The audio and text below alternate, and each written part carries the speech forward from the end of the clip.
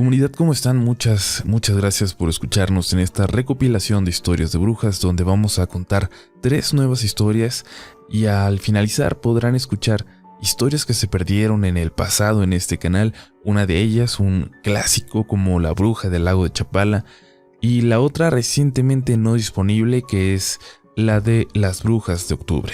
No se olviden irse sin comentarnos cuál es su historia de brujas favoritas de este canal. Y bueno, también comentarles que nos encantaría visitar un pueblo que sea famoso por sus apariciones de brujas, por su presencia en las tradiciones o el folclore del lugar. Díganos cuál sería el más importante por visitar. Para enterarse de este proyecto o de en qué más cosas andamos, síganme en Facebook y en Twitter. Gracias por escucharnos. Esto es Relatos de la Noche. La siguiente historia sucedió a una amiga que se llama Melissa y pasó hace más o menos un año.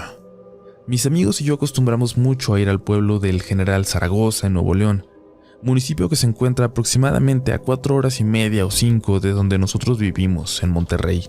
Cabe destacar que mi amiga es muy buena conductora, tiene experiencia desde chica y conoce bien el camino a dicho pueblo. Conoce los señalamientos, entronques, gasolineras y demás. El día que todo ocurrió, yo me había ido al pueblo en el carro de un amigo y ya estábamos instalados en el hotel. Solo nos restaba esperar a que llegaran los demás, mi amiga Melissa, su hermana y otros 2 amigos que venían con ella. Dice que aproximadamente a las 10 de la noche ya estaban por llegar al pueblo. Ya habían tomado el primer entronque e iban en la carretera que los llevaría al segundo, mismo que ya los conduce al camino que llega al pueblo. Ella ya sabía bien a qué altura estaba el entronque, muy bien iluminado y con un aviso que anunciaba el nombre de dicho tramo.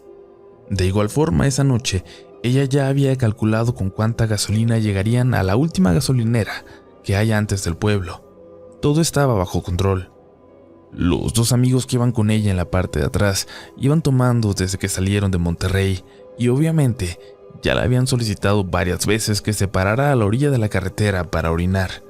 Fastidiada un poco y con muchas ganas de llegar, decidió ya no detenerse hasta que mínimo agarrara el segundo entronque y avanzaran más en el trayecto. En eso, típico de personas alcoholizadas en carreteras oscuras y desoladas, una de las chicas que iban atrás, mi amiga Susana, comenzó a decir: «Imagínate que se nos apareciera una bruja ahorita». Melissa es católica, pero no fanática, creyente en sucesos paranormales, puesto que ha tenido múltiples experiencias, así que le dijo: «Cállate, porque no sabes lo que dices y se nos va a venir apareciendo una». Susana, un poco alcoholizada y muy escéptica de estos temas, dijo: «Pues a ver, si es cierto, que salga una, a ver». Melissa le repitió que se callara un par de ocasiones más, cuando en determinado momento se dio cuenta de que ya debían de haber tomado el entronque. Según sus cálculos y el conocimiento de la carretera, ya debían haber tomado la salida y no se veía nada, solo oscuridad. No había más luz que la que daba su coche y la luna. Extrañada porque nunca le había pasado eso, se dio cuenta que la gasolina se agotaba y que ni su celular ni el de su hermana tenían señal. No había forma de saber dónde estaban. Se empezó a poner nerviosa porque no sabía qué hacer. 2 de los pasajeros estaban ebrios y obviamente no ayudaban en nada, y su hermana, menor que ella, comenzaba a asustarse al ver su propio nerviosismo. Para colmo de males, Susana le pidió de nuevo que se detuviera, que necesitaba ir al baño.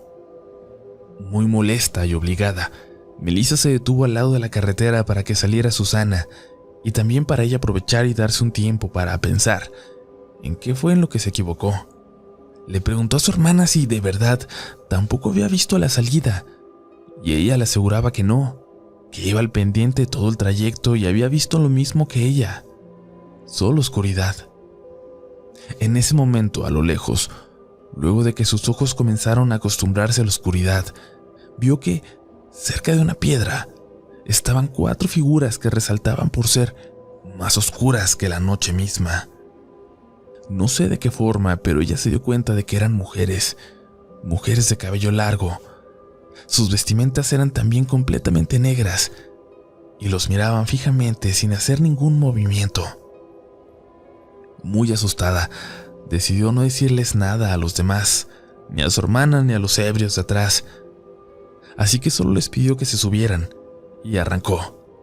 Arrancó lo más rápido que daba su carro, sin voltear a ver a su izquierda, que era en donde estaban las mujeres. Comenzó a echar maldiciones en su mente o en voz baja y siguió su camino, rogándole a Dios poder saber en dónde se encontraba.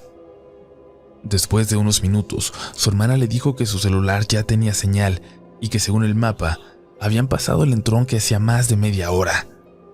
Mi amiga dio vuelta, nerviosa de encontrarse de nuevo a las mujeres, ahora en el carril por el que ella iba. Después de un rato lo vio, por fin, el entronque iluminado. Era imposible no haberlo visto. Volteó extrañadísima con su hermana y condujo a duras penas hasta la siguiente gasolinera y posteriormente por fin al pueblo. Dice que fue algo muy extraño, que no se lo puede explicar, pero lo atribuye a que Susana retó o invocó algo de alguna forma esa noche.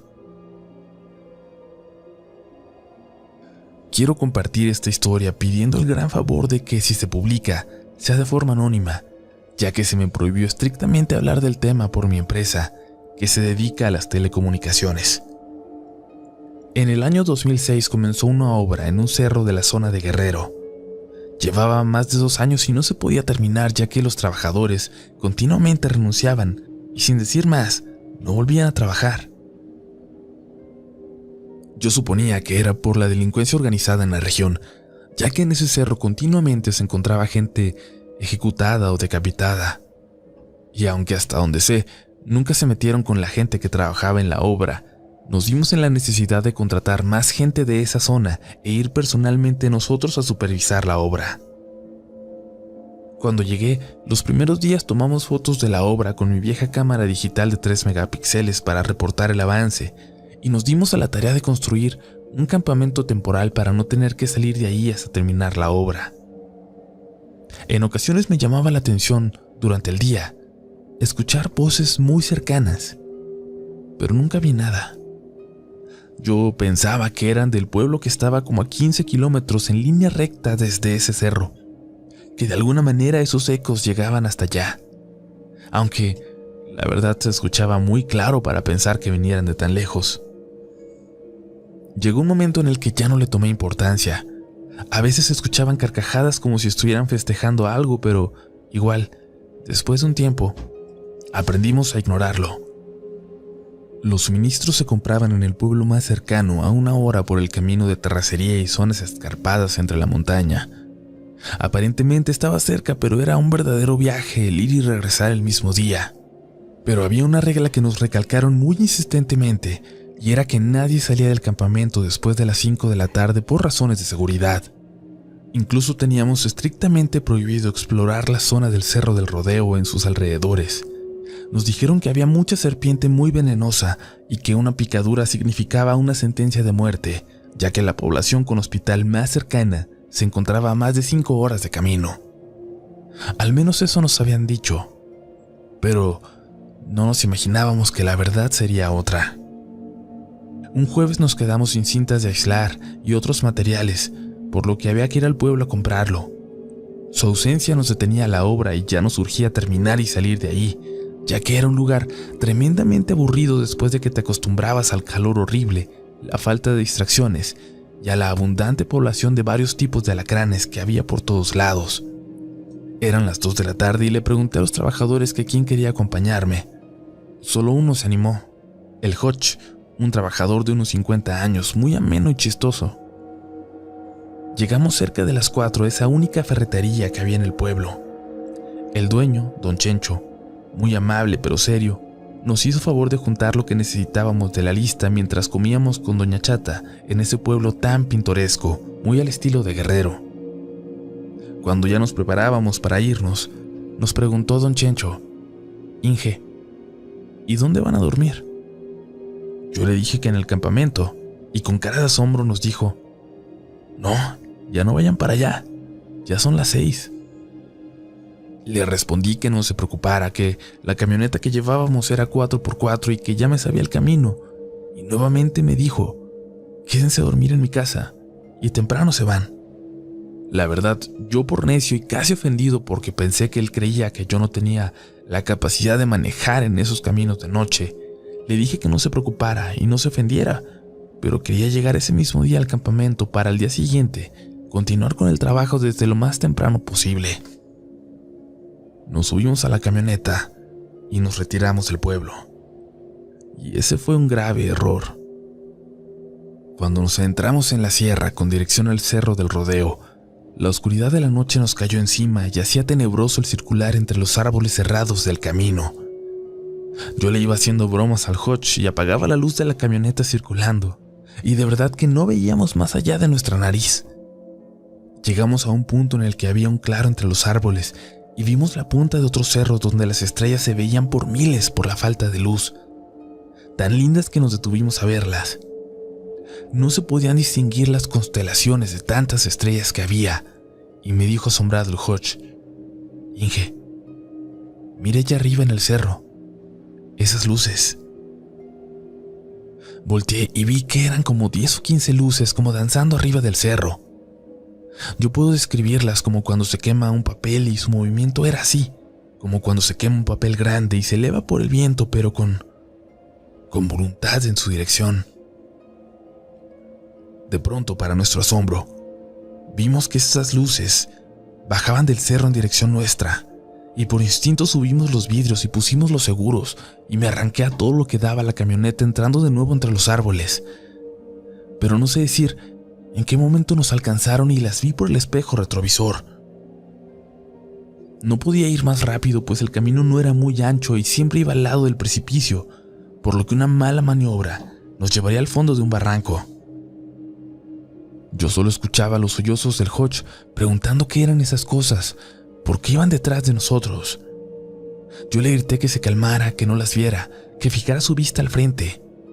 Entonces me di cuenta que a mi lado iba una de esas luces de fuego, y dentro de las llamas les juraría que alcancé a ver algo así como el rostro de una mujer que buscaba mi mirada.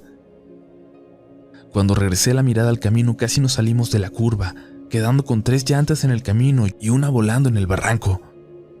Las luces giraban a nuestro alrededor como empujándonos para caer. Activé el 4x4 y metí reversa. Las 3 llantas que aún tocaban el suelo trabajaron como nunca y solo escuché el rozar del suelo con la camioneta hasta que nos sacó de la caída y me arranqué de nuevo al camino.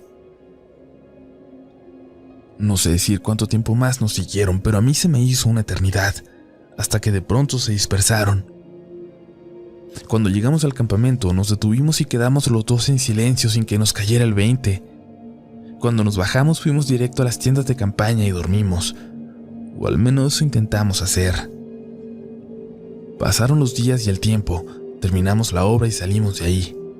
Cuando llegué a la oficina a hacer el reporte de obra, ingresé datos, fórmulas, tiempos e imágenes del sitio en la presentación, de cómo lo encontramos y cómo lo terminamos. Después de un rato, mi supervisor y el gerente me llamaron para reclamarme por qué habíamos reportado el pago de 4 trabajadores cuando realmente habían estado 6, y yo les dije que para nada, que de dónde sacaban esa información. Entonces vi mi reporte proyectado en la pantalla de la sala de juntas. Ahí estaba mi primer foto cuando llegué a la obra sin terminar, como la recibí. De un lado estaban 2 trabajadores paleando mezcla de cemento, uno cargando un bote con cemento y el tercero, Hodge, parado junto a la camioneta tomando agua. Pero, junto a él, como si lo estuvieran acompañando, estaban 2 figuras más. Una persona con una capucha negra y alguien más sin camisa, con pantalones blancos, zancones. Asombrado no supe explicar la imagen y la verdad, el reporte lo hice rápido pues ya no quería saber nada de ese lugar. De inmediato corrí a mi computadora y busqué la carpeta de imágenes, y busqué esa precisamente para abrirla, y al ampliarla, lo que vi me causó escalofrío. El encapuchado parecía más bien la muerte, y el otro tipo, el hombre sin camisa, parecía tener piernas de cabra. Después de eso cambié de departamento y ya no salgo a campo a hacer ese tipo de trabajos. Sin embargo, mucho tiempo después, escuché del ingeniero que llegó ahí después de mí que alrededor del sitio se seguían escuchando carcajadas.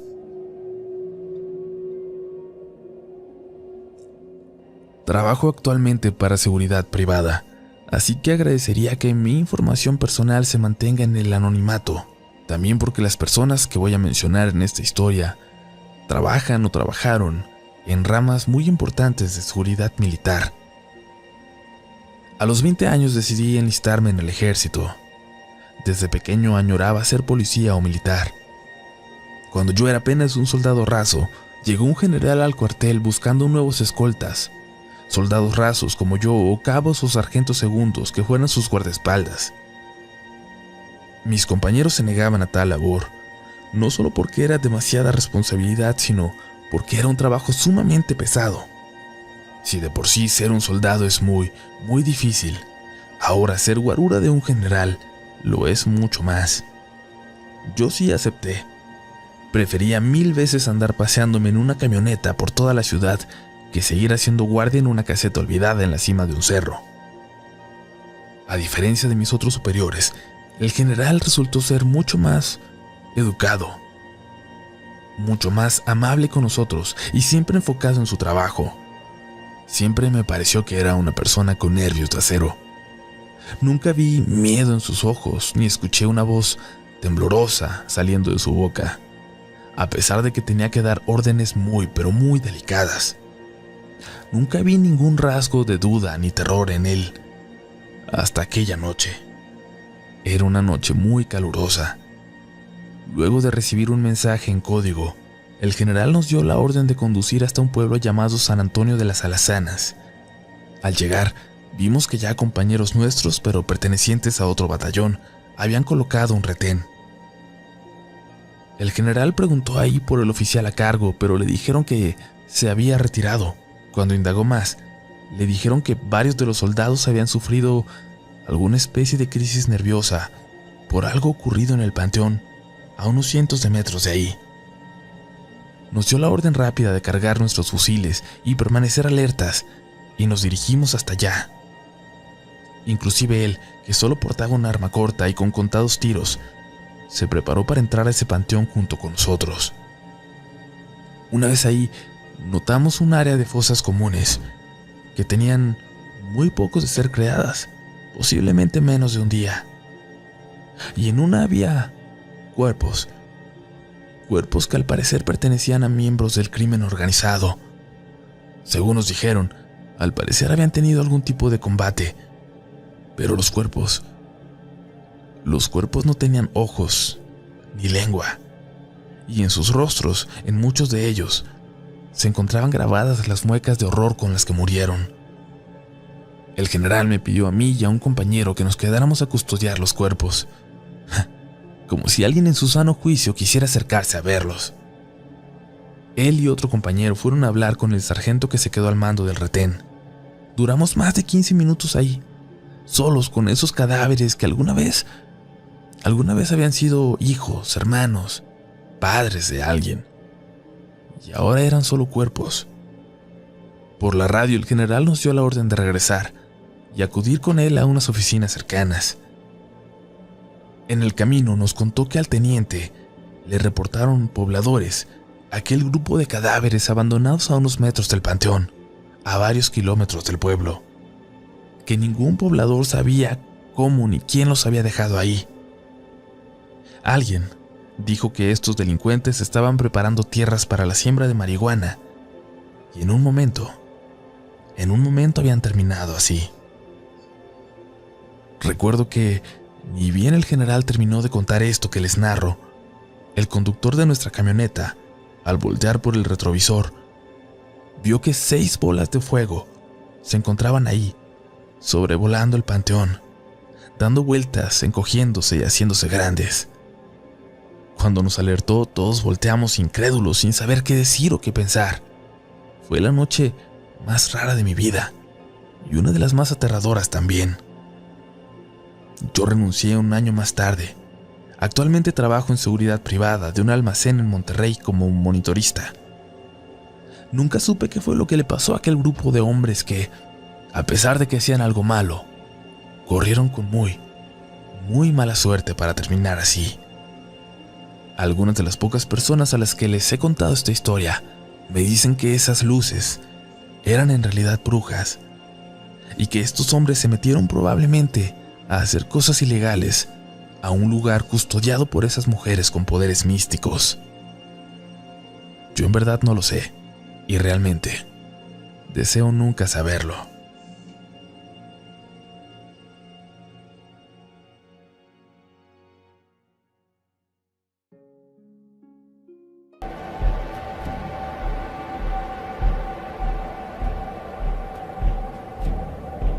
Esta es la primera vez que comparto algo con la comunidad.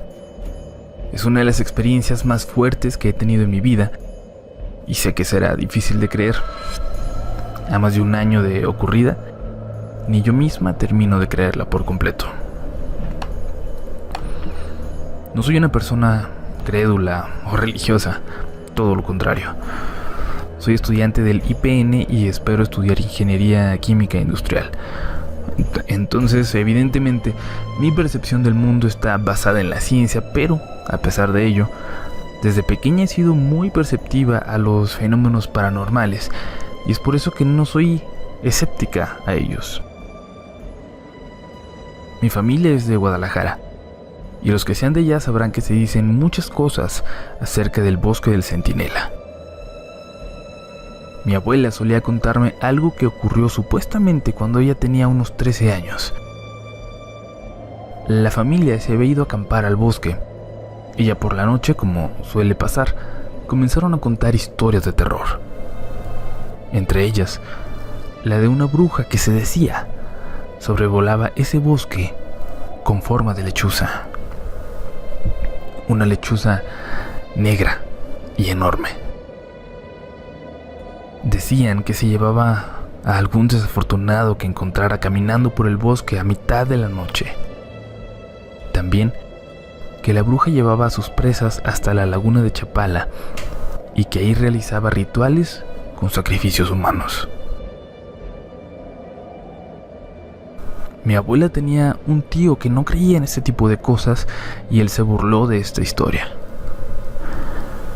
Dijo que podía adentrarse en el bosque, pasar la noche maldiciendo y retando a la bruja y volver como si nada. Ignoró las advertencias de todos los demás y a pesar de que trataron de persuadirlo, comenzó a caminar hacia lo profundo del bosque mientras gritaba con palabras altisonantes que la bruja no existía, que no podía llevárselo. Repitió eso, perdiéndose en la oscuridad, y poco a poco la voz fue dejando de oírse. Decía mi abuela que no había pasado más de media hora cuando vieron como un pájaro enorme voló llevando en las patas a su tío, que se veía pequeño como si fuera un ratón, mientras gritaba a todos pidiendo ayuda. Nunca se volvió a saber de él. Cuando era niña esta historia me aterraba, pero conforme fui creciendo, empecé a dudar de su veracidad. Eso hasta junio del año pasado. Fui con mi novio a pasar 2 semanas de vacaciones en Guadalajara. Llegamos un sábado y justo el siguiente, una semana después, fuimos a la laguna de Chapala. Acampamos en un cerro cerca de la orilla sur de la laguna. Cuando cayó la noche le conté esta misma historia a mi novio, aunque claro, le dije que yo dudaba mucho de que fuera cierta. Él, de todos modos, me dijo que no creía que fuera lo mejor que estuviéramos ahí. Mi novio también es muy propenso a experimentar fenómenos paranormales y ha vivido incluso más cosas de este tipo que yo. Dijo que las brujas tienen olfato para las personas que no creen en ellas, algo así como lo que se dice de ciertos animales sobre que pueden oler tu miedo. Eran cerca de las 12 de la noche. Estábamos acostados en el cofre del coche viendo el cielo estrellado, un cielo que no podemos disfrutar así en la Ciudad de México. Todo parecía estar bien, completamente normal. Platicábamos de lo más tranquilos cuando sentimos un escalofrío, los dos al mismo tiempo. Él se sentó y miró alrededor y se notaba muy alarmado. Yo de pronto me sentí también nerviosa e insegura y le dije que lo mejor era ya irnos a dormir. Me dio la razón y cuando íbamos hacia la casa de campaña, volteó hacia la laguna. Me dijo que volteara a ver, y ahí, a lo lejos, pudimos ver un pájaro enorme. En medio de la oscuridad, vimos cómo cruzó la laguna rozando el agua. Se elevó y voló directo hacia nosotros. Quisimos protegernos en el coche, pero no pudimos abrirlo. Quiero pensar que por los nervios y el miedo no era capaz de abrir la puerta. Le pedí las llaves yo e intenté abrirlo del otro lado, pero no se podía. Me tomó de la mano y comenzamos a correr hacia abajo. Recuerdo muy bien que aunque esa cosa iba planeando, sus alas al chocar con el viento emitían una especie de zumbido y el sonido que hacía al aletear realmente me estremecía. Antes de que alguien piense tal vez en los relatos de avistamientos del hombre polilla o Mothman, les aseguro que esto no se trataba de esa criatura. Lo que nos perseguía era literalmente una lechuza gigante de unos 2 metros de alto y 5 metros con las alas extendidas. Negra, completamente negra, aunque el pecho y la cara eran de un tono un poco más claro, lo suficiente para dejarnos ver que no tenía ojos. Esa imagen me causó pesadillas incluso mucho tiempo después, y cada que cerraba los ojos veía la cara de esta criatura. Al principio nuestro escape fue más complicado porque era cuesta abajo y no había ningún árbol o obstáculo que interfiriera con el vuelo de esta cosa. Pero cuando por fin entramos a una zona donde había árboles, esto tuvo que aumentar la distancia y volar por encima de ellos. Seguimos corriendo hasta que nos acercamos al pueblo más cercano y eventualmente nos topamos con una iglesia. Alrededor había una barda alta. Recuerdo que mi novio saltó y como pudo trepó en ella, aunque era altísima. Luego me extendió su brazo y salté lo más que pude para tomarlo. Con esfuerzos me ayudó a subir y me lastimé las manos porque la barda tenía muchas piedras y rebabas de cemento. Corrimos por un panteón hacia una capilla que se veía en la entrada. La bruja comenzó a hablarnos. Nos llamaba por nuestro nombre. Me tapé los oídos. Su voz me molestaba mucho y no podía dejar de escucharla, como si me estuviera hablando al oído. Mi novio comenzó a cojear, lastimado por el salto que había dado, pero por fin llegamos a la capilla. Con esfuerzo entramos y él se detuvo para cerrar las puertas de este lugar. Mi novio sintió que una garra lo rasguñaba justo antes de que cerrara la puerta. Se dejó caer a mi lado. Nos abrazamos y ahí nos quedamos escuchando cómo la bruja daba vueltas como volando encima de nosotros, como si fuera un buitre. Un rato después, que me pareció eterno, se dejó de escuchar. Poco después llegó el velador del lugar y nos llevó café y nos dejó pasar la noche ahí con él.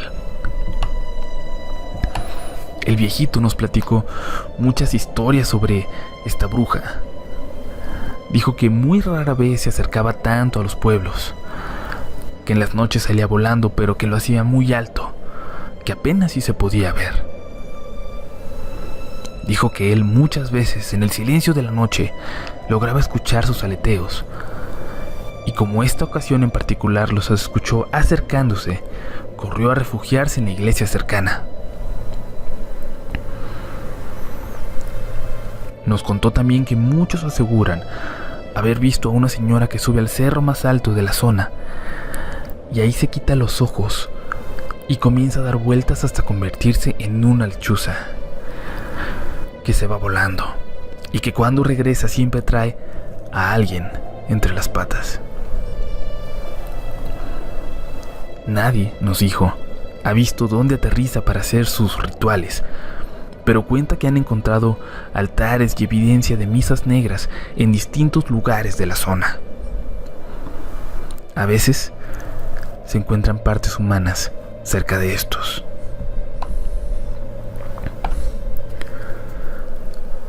Cuando amaneció, el Señor llevó al padre de la iglesia, y curó nuestras heridas con agua bendita.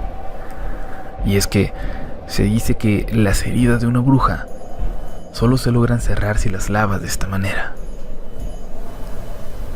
Quedamos lastimados, asustadísimos, con rasguños, pero vivos.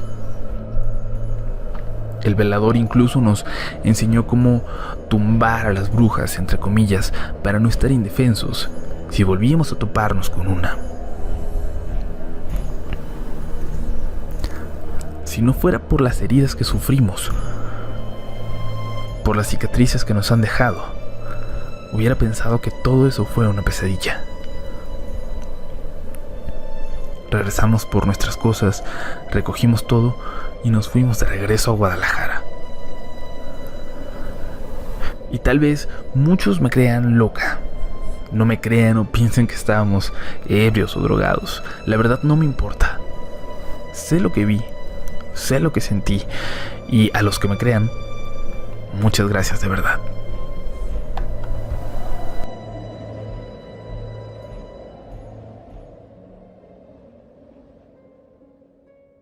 Desde que sigo este canal hace unos 2 años, he tenido ganas de escribirles esta historia cada que llega octubre. Por alguna razón no me sentía cómodo para hacerlo, pero hoy por fin me atrevo y espero que tengan oportunidad de leerlo. Todo esto ocurre en un pequeño lugar a unas 2 horas de la Ciudad de México, un lugar ya un poco metido en las montañas que es popular entre Boy Scouts y gente que gusta del campismo, con amplios espacios para acampar y también con unas cuantas cabañas para quien quiere una experiencia un poco más cómoda. Yo conocí este lugar cuando era niño. Mi papá era originario de un pueblito muy cerca de ahí, aunque prácticamente toda su vida la hizo aquí en la capital. Sin embargo, de todas las veces que fui a pasear y a acampar, nunca fue él. Cuando íbamos todos juntos al pueblo a visitar a su familia, siempre nos quedábamos en el pueblo. Pero cuando iba solo con mis primos y no iba mi papá, siempre nos dábamos la oportunidad de subir hasta aquel lugar al menos un rato y pasear por el bosque. Voy a contar algunas historias ocurridas en ese lugar. La primera de ellas me pasó a mí en 2015 y fue la que desencadenó que conociera después un poco más del misterio que lo rodea. Como las 3 ocurrieron precisamente en este mes, he titulado a mi historia Las brujas de octubre. Cuando tuve mi primer carro, lo primero que hice fue empezar a pasear a todos los lugares a los que no había tenido oportunidad de ir antes. Uno de mis primos acababa de ir precisamente a ese lugar a la salida del pueblo y me dijo que era un lugar perfecto para ir a acampar con mi novia. La invité y aceptó, pero me dijo que no le gustaría acampar, que prefería que nos quedáramos en una cabaña y ella la pagaba. Así lo hicimos.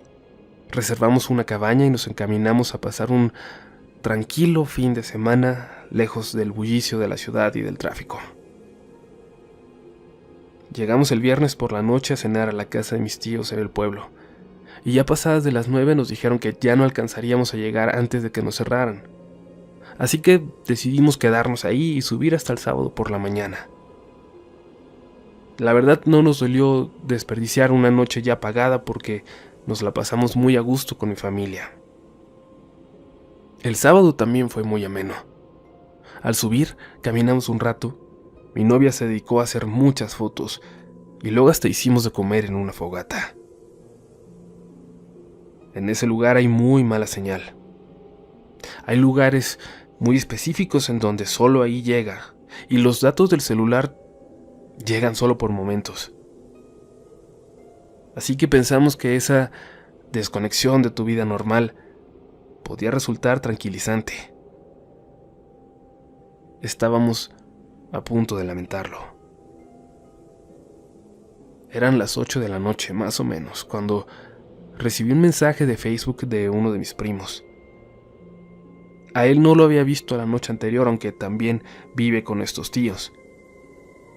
Su mensaje me provocó una gran incomodidad. Lamento no haberte visto, primo. Ya sé que se fueron a acampar. Cuídense mucho.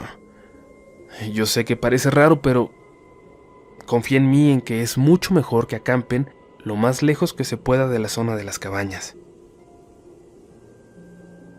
El mensaje no decía nada más. Le pregunté que por qué lo decía, pero mi mensaje no salió. Noté entonces que nosotros dos éramos los únicos en la zona de cabañas. Mi novia me había preparado café y aunque quise pensar que este mensaje de mi primo era una advertencia sin importancia, no me lo pude quitar de la cabeza. Luego nos fuimos a dormir. Y después de una muy larga plática, empecé a olvidarme un poco del mal momento. Desperté un poco después, alertado por la voz de mi novia, nerviosa. Al parecer tenía una pesadilla y me dijo que sentía como si alguien estuviera caminando sobre la cabaña. Yo no escucho nada, le dije. Intenta dormir. Me quedé varios minutos despierto y no logré escuchar nada. Pero un rato después volví a despertarme. No pasa nada, le dije a mi novia, pero voy a revisar si eso hace que estés más tranquila. Así lo hice. No había nada alrededor de la cabaña y yo no había visto a nadie más en el lugar. Si alguien más estaba acampando ahí esa noche, debía estar a no menos de 1 kilómetro de distancia. Entré para intentar tranquilizarla y noté que se quedó un rato en su celular, seguramente para intentar quitárselo nerviosa. Yo me quedé dormido casi de inmediato. Más o menos 1 hora más tarde, ya cerca de las 4 de la madrugada, me despertó otro sonido, el de mi celular. Tenía un mensaje de mi primo que seguramente había enviado varias horas antes. Me pasó algo muy raro la última vez que subí a acampar a principios de mes. Estaba con varios amigos y de repente unas chicas nos pidieron ayuda. Estaban en las cabañas. Decían que las habían asustado. Por hacernos los valientes, les dijimos que se quedaran en nuestra fogata con nuestro grupo, mientras uno de mis amigos y yo íbamos a revisar. Cuando fuimos a la cabaña, nos encontramos con una escena espantosa. Espantosa por alguna razón, aunque quizás a ti te parezca una tontería. Pero en el techo de la cabaña había 3 señoras. 3 señoras sentadas en círculo, platicando con total tranquilidad. Yo no vi qué estaban haciendo, pero todas movían las manos mientras hablaban entre ellas, aunque todas hablaban al mismo tiempo. Podría decir que estaban tejiendo, pero eso no tendría sentido. Cuando las vimos, mi amigo empezó a correr de vuelta hacia nuestro grupo y entonces las vi a todas voltear. Se pararon, pero antes de ver algo más, yo también salí corriendo hasta nuestra fogata. Estuvimos un rato despierto. Luego las chicas se quedaron en nuestras casas de campaña y nosotros nos dormimos aún nerviosos junto a la fogata. Hay gente rara por ahí por las cabañas últimamente. Por eso te digo que mejor no te acerques mucho.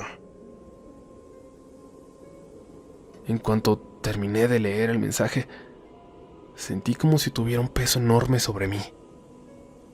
Y entonces pude sentir, por decirlo de alguna manera, que alguien caminaba sobre el techo. Es decir, no podía escuchar nada, pero sentía la vibración, los pasos. Traté de despertar a mi novia sin hacer mucho ruido. Sentía que tenía que despertarla por si algo pasaba, que estuviera alerta. O no sé, quizás quería que ahora ella me calmara a mí, que me dijera que nada ocurría, que no había nadie en el techo y que solo era mi imaginación. Cuando por fin logré despertarla, me preguntó que qué me pasaba. ¿Hay alguien en el techo? No, claro que no hay nada, vuelve a dormir. No, es en serio, le dije. Hay alguien. Escucha. Escuchamos entonces con atención, en el silencio de la noche. 1, 2, 3 segundos.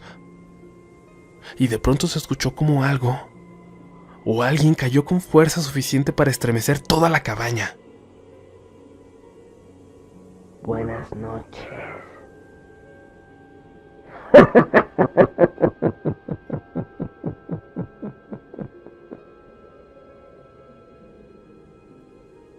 La voz de una mujer se escuchó gritando desde afuera, burlándose de nosotros. Salimos corriendo. Llegamos al auto así como estábamos en pijama y aceleramos hasta la entrada, cerrada ya con cadenas. Nos quedamos dormidos ahí, en el carro junto a la entrada, hasta que nos despertó un muchacho que abrió por la mañana.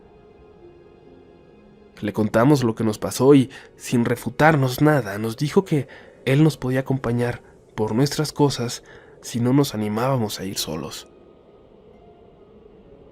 Cuando llegamos nos dimos cuenta que todo estaba revuelto en la cabaña. Todas nuestras cosas estaban regadas, algunas incluso afuera del lugar. Pero no faltaba absolutamente nada. Cuando bajamos al pueblo, mi familia nos recibió todo ese día y nunca pusieron en duda nuestra historia. Mi primo, el que me mandó el mensaje, la escuchaba incluso con particular atención y luego llamó a sus amigos para contarles. Mi novia estaba bastante nerviosa y hasta ya muy entrada la tarde pudimos salir de regreso a la ciudad. Cuando se lo platiqué a mi papá, me regañó muy feo y me dijo que él siempre dejó claro que no era bueno subir a esa zona de la montaña, menos en esa época del año. Le pregunté por qué y me contó entonces sus experiencias con las brujas de octubre. Cuando le platiqué a mi papá mi horrible experiencia en ese lugar, me regañó muy feo y me dijo que él siempre dejó claro que no era bueno subir a esa zona de la montaña, menos en esa época del año. Le pregunté por qué y me contó entonces sus experiencias con las brujas de octubre. Notaba que no le era fácil hacerlo. Después de todo, había pasado toda mi vida sin que él me contara esas experiencias en particular, y por lo que sé, ni siquiera mi mamá las conocía con exactitud. Lo primero que ocurrió fue cuando él todavía era un niño. Era muy pequeño, de unos 4 años, pero por lo terrible del recuerdo, decía tenerlo en su memoria con total claridad, como si hubiera ocurrido ayer. Pero ocurrió un octubre de hace ya muchos ayeres.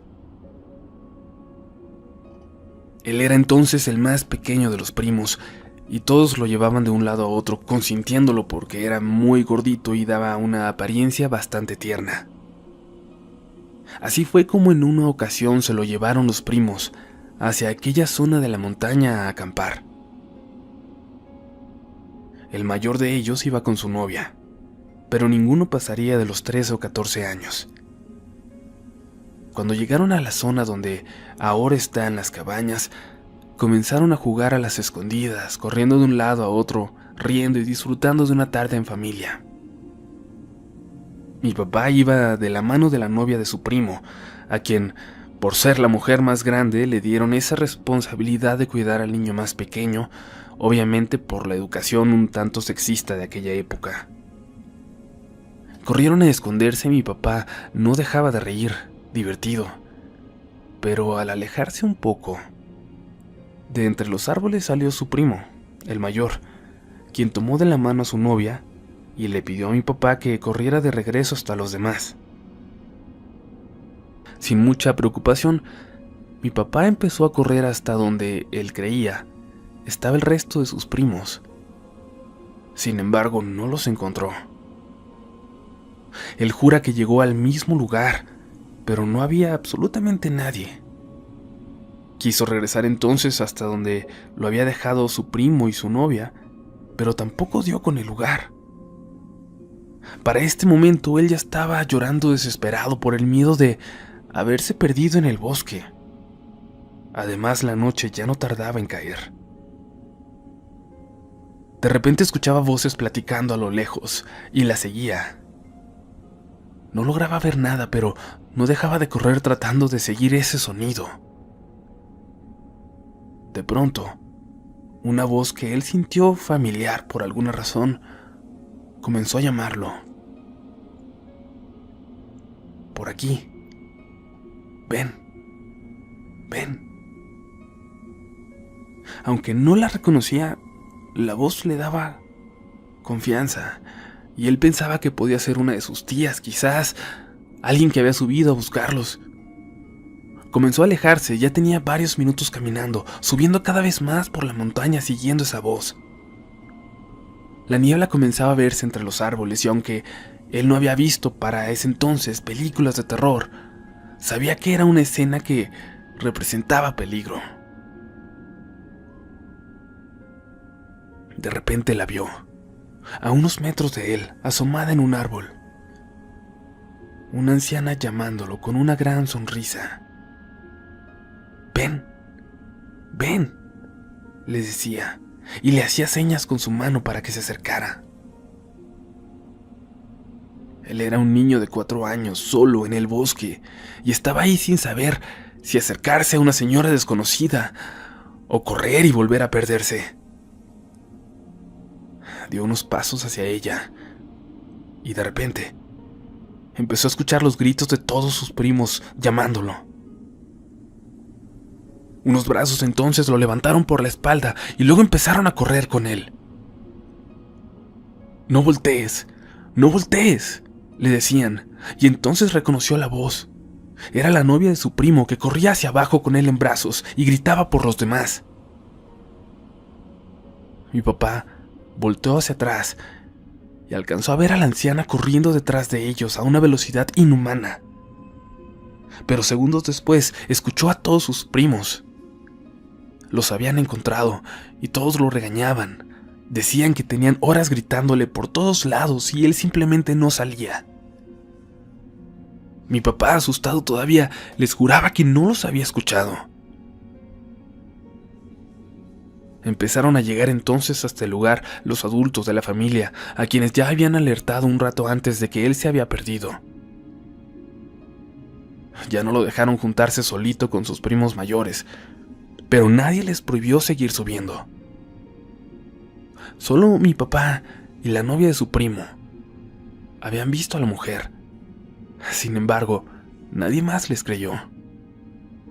Se empezó a contar eso solo como una historia más de terror, de esas que abundan en la zona, y nadie tomó en serio la aparición de esa señora.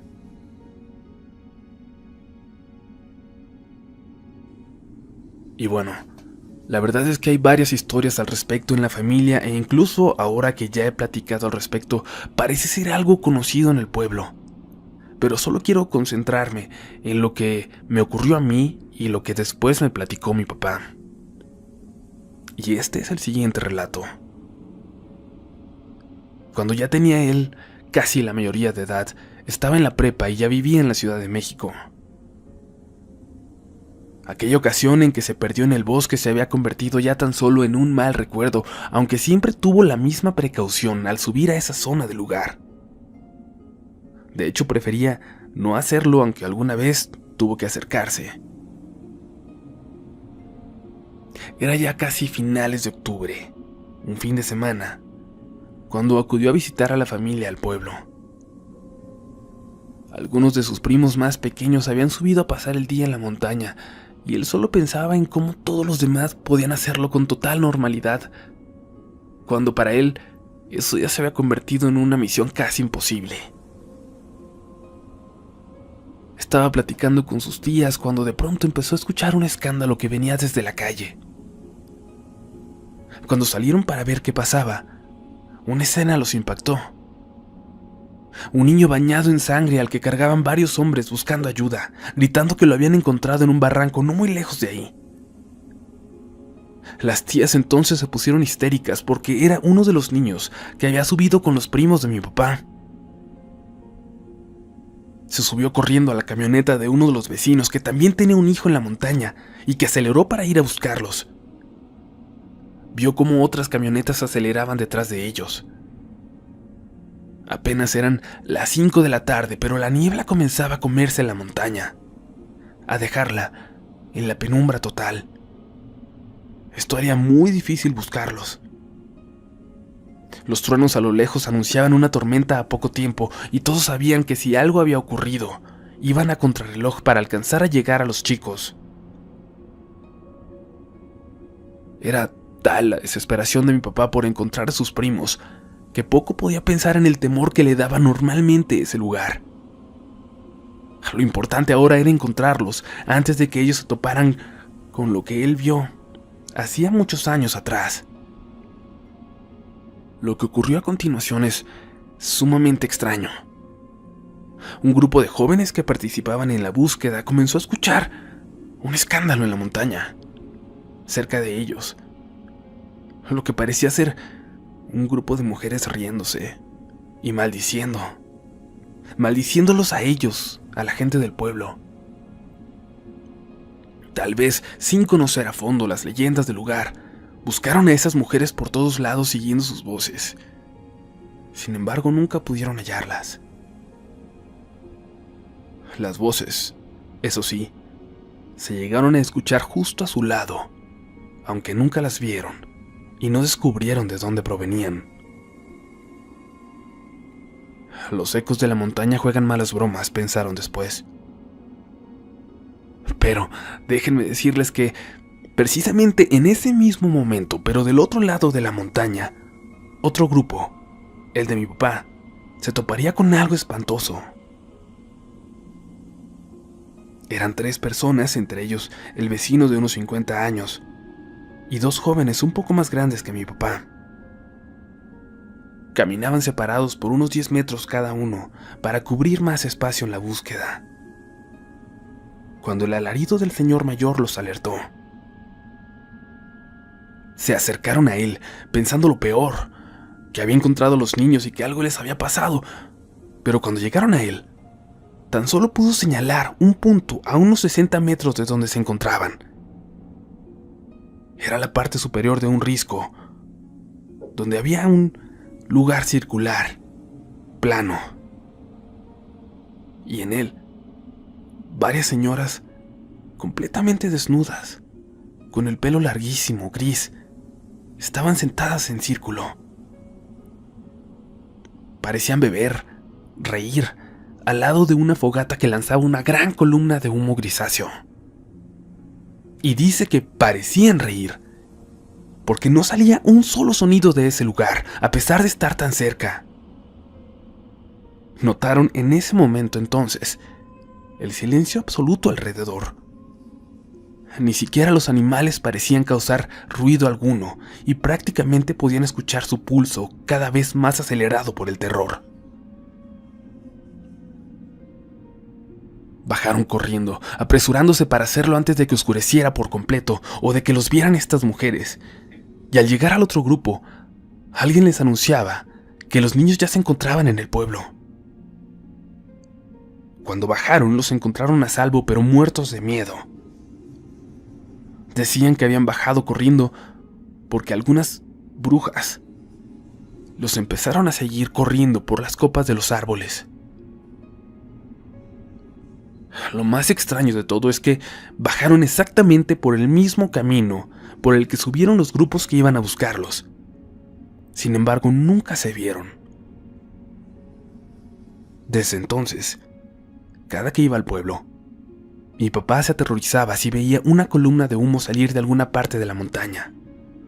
Y nunca, por ningún motivo, volvió a subir algún día de octubre.